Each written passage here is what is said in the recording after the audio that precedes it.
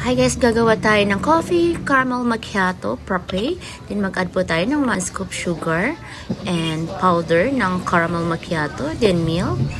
Then shake po natin yan until dissolved po ang lahat.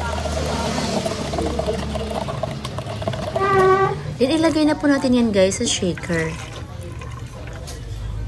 Then i-blend po natin yan.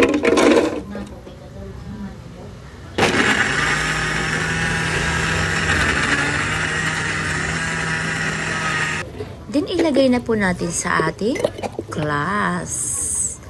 Yan. Excited na ako. Lagyan po natin ng coffee dalgona ang ating coffee macchiato. Ang arte, no? So, ayan na. Excited na ako. Gamot ito sa ubo. Char. So, yan. Dahil matagal na akong hindi nakapag-caramel macchiato, eto na, gamot sa ubo. Oops, sobrang tamis. Dagdagan ko ng yelo. Bye! Thank you for watching.